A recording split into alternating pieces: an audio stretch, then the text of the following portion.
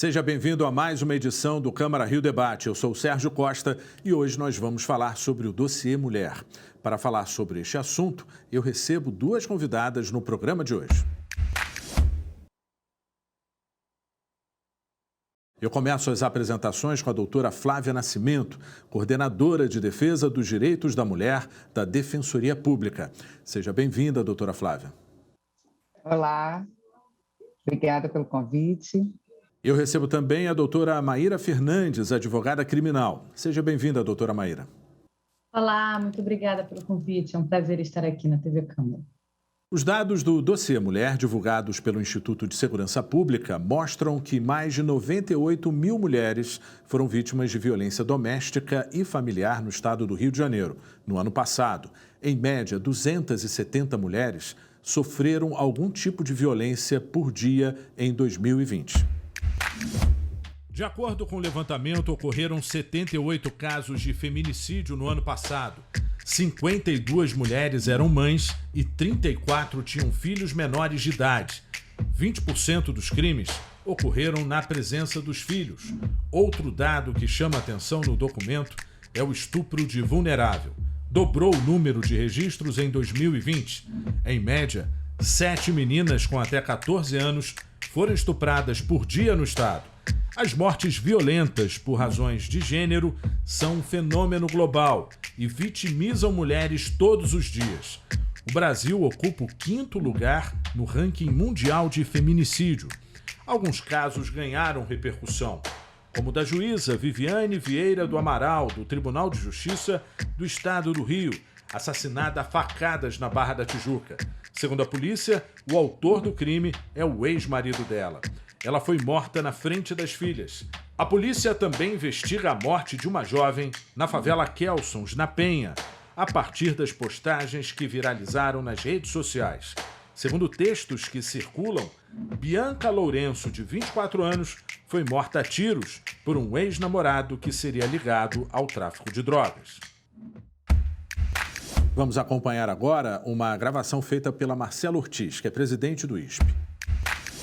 O dossiê Mulher é uma tradição que temos muito orgulho no ISP e que conseguimos honrar nos últimos 2 anos, apesar do cenário pandêmico. Fomos o primeiro órgão público do Brasil a se comprometer a produzir todos os anos um estudo focado na violência doméstica contra a mulher. E acreditamos que essa medida, de alguma forma, já auxiliou muitas vítimas e evitou que outras mulheres fossem vitimadas.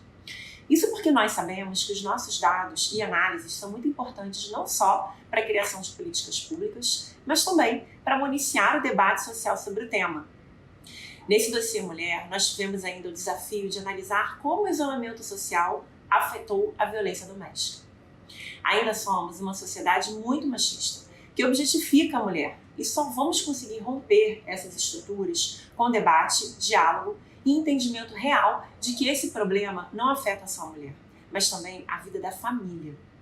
Um exemplo disso é que em 2020, das 78 mulheres que foram vítimas de feminicídio no estado, 52 delas eram mães e 34 tinham filhos menores de idade. E o dado mais assustador, 15 desses feminicídios foram presenciados pelos próprios filhos. Nós sabemos que o número de feminicídios caiu na comparação com 2019, mas acreditamos que não podemos admitir que nenhuma mulher perca a vida só pelo fato de ser mulher. Além disso, na análise espacial ficou constatado que o interior do estado teve a maior concentração de descumprimento, seguido da Baixada Fluminense e da capital.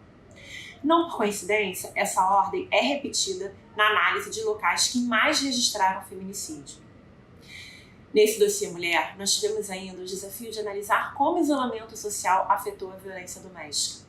Apesar da possível subnotificação, mais de 98 mil mulheres foram vítimas de violência doméstica no estado, ou seja, 270 mulheres sofreram algum tipo de violência por dia em 2020. Doutora Flávia, eu gostaria de começar então a entrevista pela senhora. Eu gostaria que a senhora trouxesse um balanço desse dossiê Mulher, ou seja, o que mais chamou a atenção, até mesmo na fala da presidente do INSP com relação à questão do feminicídio na presença dos filhos, né? É algo muito chocante. Sérgio, a gente, apesar de lidar cotidianamente com essas esses episódios bárbaros de violência contra a mulher, a gente ainda se choca com esses números, né? Esse dossiê Mulher de 2021, ele se debruçou bastante sobre a questão do crime de feminicídio, fez até uma análise qualitativa, né? Verificou se havia registro de ocorrência anterior, se havia notícia de descumprimento de medida protetiva de urgência. Esses dados, eles são muito parecidos com dados de uma pesquisa que a Defensoria Pública do Estado do Rio fez para identificar o perfil das mulheres vítimas de feminicídio, onde já há ação tramitando na Justiça, né, nos tribunais do júri da capital. E esses dados são muito parecidos, né? Então, nós temos essas informações, nós sabemos, já estamos cansados de saber qual é o meio mais empregado. A nossa pesquisa também identificou que é a faca, assim como esses dados do dossiê Mulher, que ocorre principalmente no período noturno, na presença dos filhos, né? Quando a família retorna, seja do trabalho, as crianças da escola, né? Naquele período, naquele momento de descanso, que deveria ser de descanso e se transforma num momento de terror naquela família, né? E aí a gente tem que refletir por que a gente tem um sistema de garantias como a Lei Maria da Penha, né? O que está acontecendo que tantas mulheres, tanto no dossiê Mulher, quanto na nossa pesquisa, a gente identificou isso, que há notícia de violência, de episódios de violência anterior, mas não há notícia de registro formal de ocorrência dessas violências anteriores, né? Então, por que as mulheres ainda deixam de se socorrer dessas medidas protetivas de urgência da Lei Maria da Penha? E, principalmente, quem são essas mulheres? Né? Porque o dossiê Mulher ainda traz esse dado, né? Ainda traz o perfil das mulheres que são mais vitimadas por esses crimes mais graves, né? O feminicídio, o homicídio, a violência sexual, né? E não coincidentemente são as mulheres pretas e pardas. O dossiê Mulher reúne, né? Chama mulheres negras, abrangendo mulheres pretas e pardas, e que residem nas áreas periféricas, né? Que a gente conta com menos disponibilidade de políticas públicas, né? Menos políticas públicas, principalmente de bem-estar social, voltadas para a educação, para o saneamento básico, para a saúde e de segurança também. Doutora Maíra, é muito importante a gente tipificar, classificar esse tipo de crime, né? A gente sabe que, em alguns momentos, o feminicídio não é registrado como um feminicídio, e sim como um homicídio, sem a causa da questão de gênero. Então, é muito importante que a senhora traga para a gente esse conhecimento para que a população possa se proteger.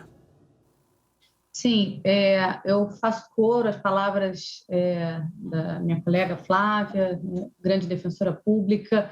De fato, é preciso entender essa questão dos registros, como eles estão sendo feitos, e isso é parte da explicação de como essas coisas são tratadas no nosso sistema de justiça. E muitas vezes, a dificuldade da mulher começa já desde o primeiro momento, quando ela chega à delegacia para fazer um registro de Lei Maria da Penha e não encontra uma delegacia acolhedora, uma delegacia com estrutura para receber um relato de Lei Maria da Penha. A gente pode conversar sobre isso um pouquinho melhor depois, porque eu acho que há muito a falar sobre isso, e também sobre como esses processos são tratados no judiciário, que tem a ver com a sua pergunta.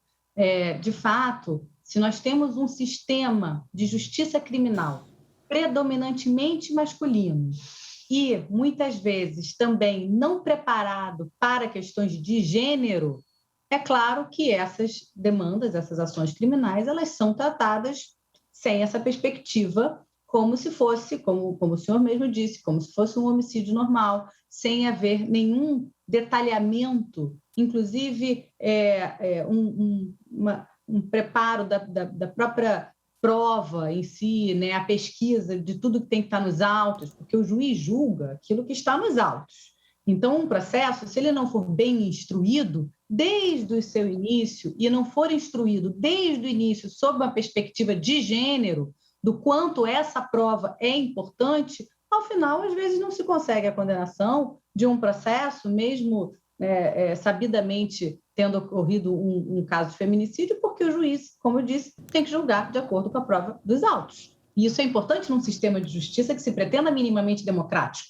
Então, a própria instrução probatória, o acesso que essa família da vítima de feminicídio vai ter à justiça, o acompanhamento que ela própria vai ter, o trabalho da acusação do Ministério Público, tudo isso, na verdade, tem que ser feito sob uma perspectiva de gênero. Nesse sentido, eu trago como uma excelente iniciativa o manual do CNJ, Conselho Nacional de Justiça, que trata exatamente sobre esse debate da questão da probatória, dos processos no sistema de justiça, sob uma perspectiva de gênero. A gente pode também conversar sobre eles numa próxima pergunta, mas esse é o cerne.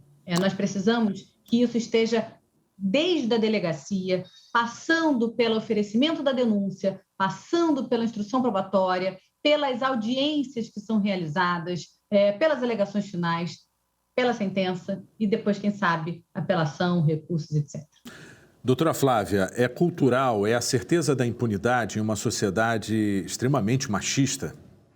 A gente ainda percebe aquela ideia equivocada de que violência contra a mulher não dá em nada, vai dar numa cesta básica, né? Muitas vezes a gente, em audiência, ouvia a mulher falando assim, ele dizia que não adiantava eu denunciar porque ele vai pagar uma cesta básica e vai ficar tudo certo, né? Desde a Lei Maria da Penha, a situação é diferente. Mas a gente ainda, e aí a Maíra falou muito bem dessa falta da perspectiva de gênero no julgamento, né, desses processos, e aí não só do Poder Judiciário, mas de todo o sistema de justiça, né, de todos os atores e atrizes que estão trabalhando com essa questão. Tem que ter essa perspectiva de gênero e tem que tratar com seriedade, entendendo que é uma questão estrutural, que é uma discriminação estrutural, que a mulher historicamente ocupava uma posição subalternizada em relação e de subjugo dos homens, né? E por isso a gente ficava num lugar inferiorizado e mais propenso para essa forma de violência, né? Até pouco tempo atrás, e aí eu falo pouco tempo considerando a nossa Constituição Cidadã, a gente tinha o tal pátrio poder, né? Que favorecia muito essa violência intrafamiliar, né, o poder absoluto do homem sobre os membros, as pessoas da família, principalmente as mulheres e as crianças. E não coincidentemente a gente vê dados aqui de violência, de estupro de vulnerável, um altíssimo número de casos de estupro de vulnerável, provavelmente muitos praticados pelo genitor, pelo padrasto, por avô, por homens do convívio daquela família, né? Então, a gente tem essa questão cultural também e essa dificuldade dos atores e atrizes do sistema de justiça de entenderem essas discriminações estruturais e levarem isso em consideração. Quando a Maíra fala de um julgamento com a perspectiva de gênero, ela está falando da compreensão dessa discriminação estrutural, né? Esse protocolo para julgamento com perspectiva de gênero ele é excelente, porque ele vai ser aplicado não só nos casos, nas varas criminais, mas inclusive nas varas de família, nas varas cíveis, onde a gente também pode ter discriminação de gênero num outro contexto, não no contexto da prática de um crime, de uma vitimização de mulheres. Perfeito, doutora. O Câmara Rio Debate vai para um breve intervalo, nós voltamos em instantes. Não saia daí.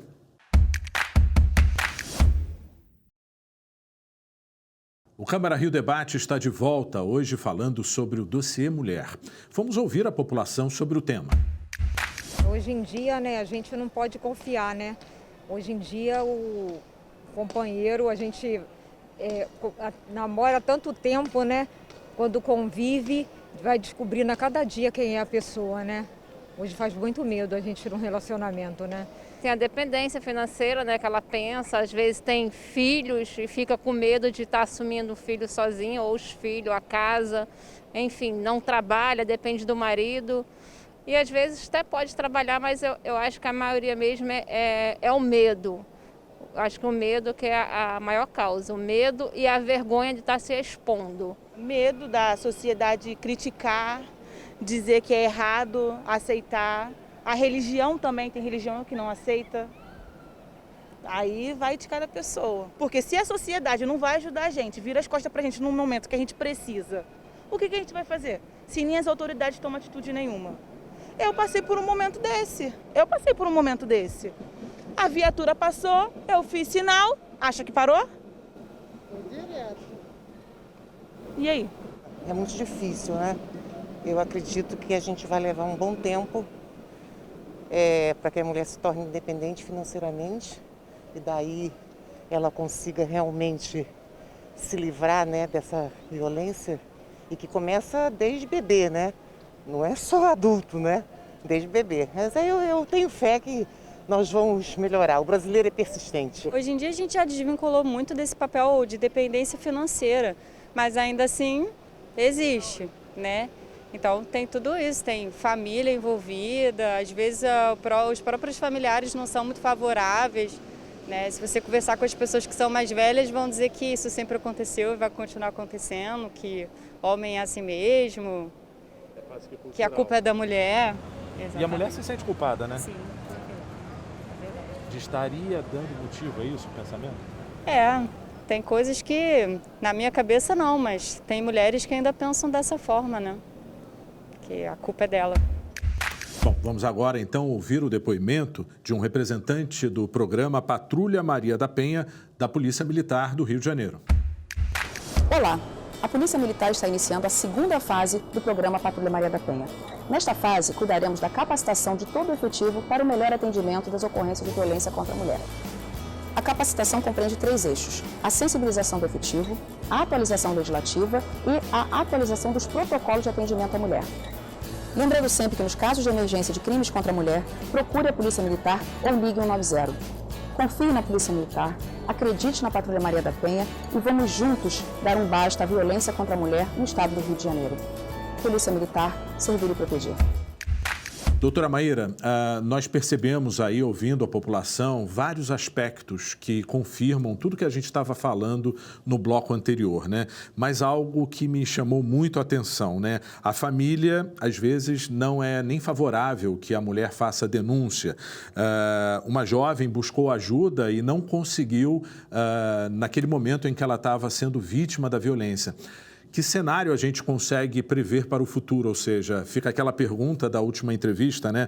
Quando que a gente pode se livrar dessa violência? De que forma a gente consegue se livrar dessa violência?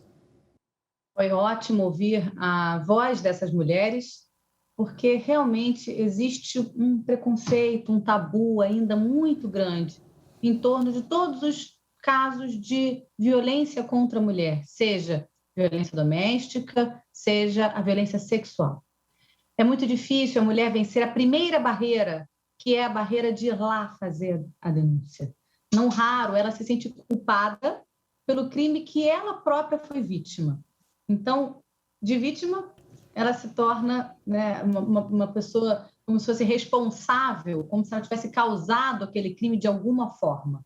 Ela, às vezes, pensa isso internamente, e às vezes ela ouve isso de pessoas próximas do seu convívio social. Não raro, esses crimes, inclusive sexuais e de violência doméstica, por óbvio, são praticados no seio doméstico, a própria Lei Maria da Penha já diz, mas também os crimes sexuais, não raro, são praticados por pessoas próximas dela. Né? A gente acha que os crimes sexuais altíssimos, os números altíssimos que nós vemos de crimes sexuais, são somente daquela cena em que a mulher está passando por uma rua escura e vem um sujeito que ela não sabe de onde veio e a estupra. É óbvio que esse caso existe e é por isso que as políticas também de segurança pública devem ser feitas sob uma perspectiva de gênero, porque uma boa iluminação em determinados lugares pode evitar crimes como esse. Mas, infelizmente, assim, a regra, o maior número é de crimes sexuais praticados por pessoas que a mulher conhece, ou são da sua família, são do seu ambiente de trabalho, são do seu círculo social. Então, isso torna muito mais difícil que ela tenha coragem de fazer o registro contra o estuprador. E ela se sinta mais culpada ainda na hora de fazê-lo e, às vezes, não receba o apoio que precisa das pessoas ao seu redor, às vezes até de outras mulheres. Isso é algo que nós vemos, quem trabalha com isso vê o tempo todo.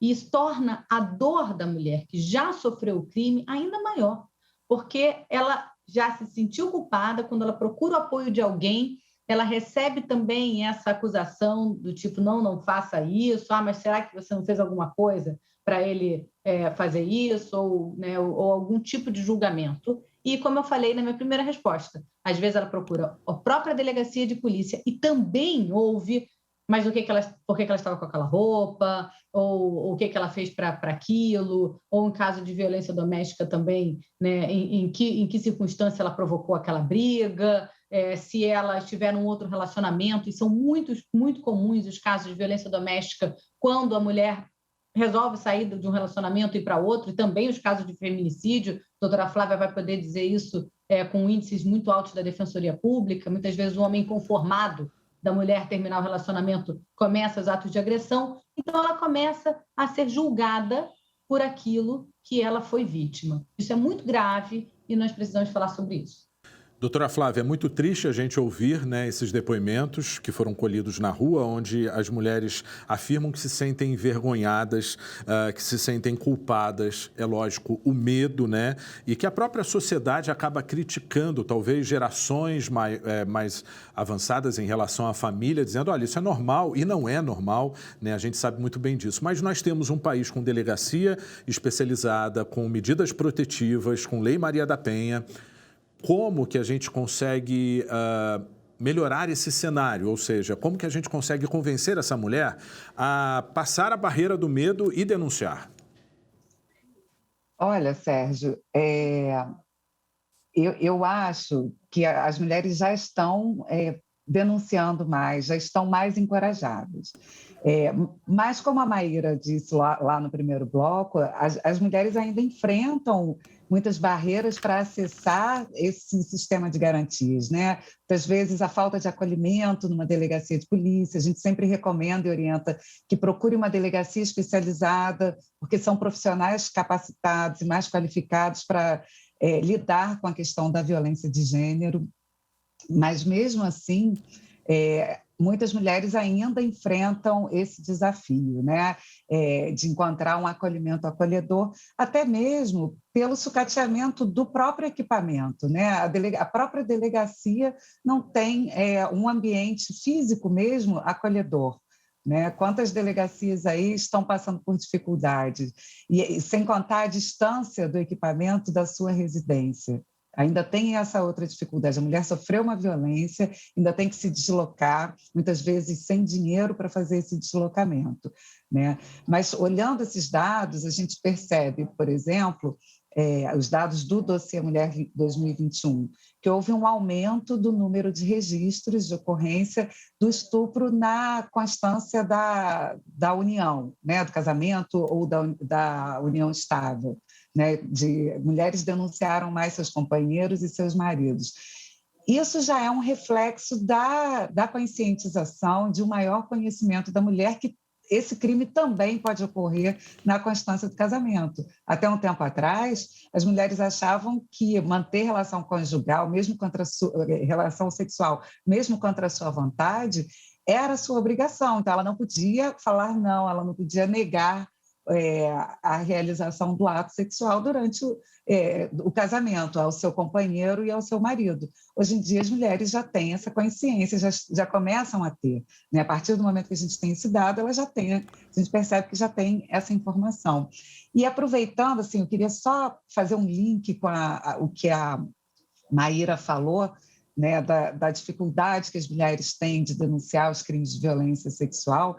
Eu acho que isso se reflete também nesses dados do Dossiê Mulher, que mostram um alto índice de mulheres que deixam para fazer o registro no período de uma semana até um mês depois da data do fato, né? Quantas vezes a gente escuta assim, por que essa mulher não denunciou logo? Se ela foi vítima mesmo de estupro, por que ela não denunciou logo? Porque ela já estava prevendo esse julgamento, né? Quem faz uma pergunta dessa já está julgando aquela mulher, já está trazendo aquele estereótipo da mulher mentirosa, da mulher que quer de alguma forma se aproveitar desse fato, dessa denúncia, né? E a gente percebe isso, esses dados, assim, salvo engano, eles informam até 5, tem mulheres que levam até 5 anos para fazer o registro de ocorrência, porque não é fácil, é doloroso, é sofrido, revitimiza a mulher revive toda aquela situação de violência, né? Então, a gente não deve julgar quando a mulher demora para fazer a denúncia. Nas considerações finais, nesse finalzinho de programa, eu gostaria de saber de vocês o seguinte: o que fazer diante de um quadro de violência, começando com a doutora Flávia? Ótimo, eu vou emendar até nessa explicação perfeita que a Maíra deu, porque a gente percebe que muitas mulheres... o fenômeno da violência contra a mulher é um fenômeno complexo, é uma violência intrafamiliar, ela não atinge somente a mulher, ela acaba alcançando os filhos, tem toda essa complexidade da mulher que acha que o sujeito é um bom pai, mas não é um bom marido para ela, mas claro que essa violência afeta também as crianças, e as mulheres muitas vezes ficam perdidas e não querem denunciar esse companheiro, marido, ex-marido, que é o seu agressor. Então, é muito importante a gente informar para as mulheres, elas já sabem que podem denunciar, mas essa não é a única alternativa que as mulheres têm para sair do ciclo da violência doméstica familiar.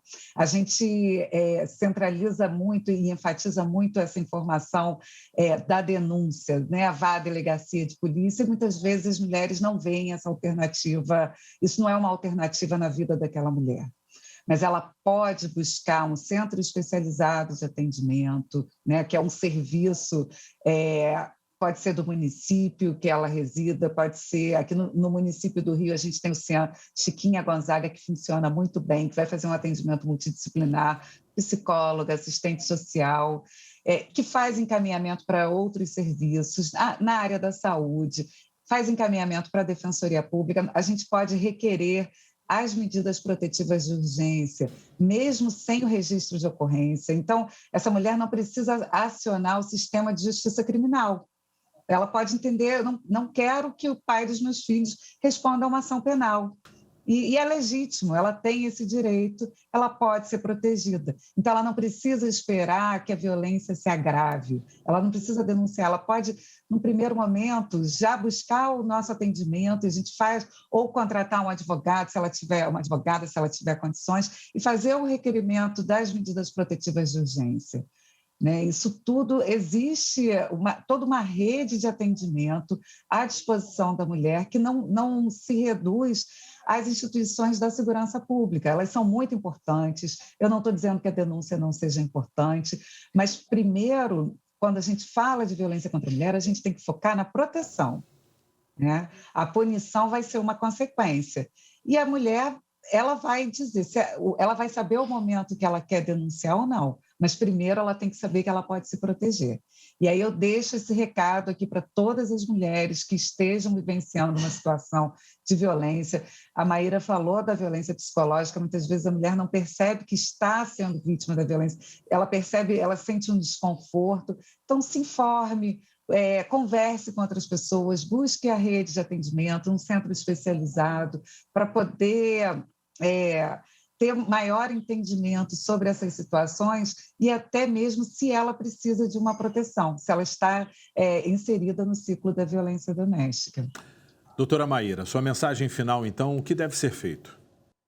As palavras da Flávia, a Flávia já sintetizou muitíssimo bem.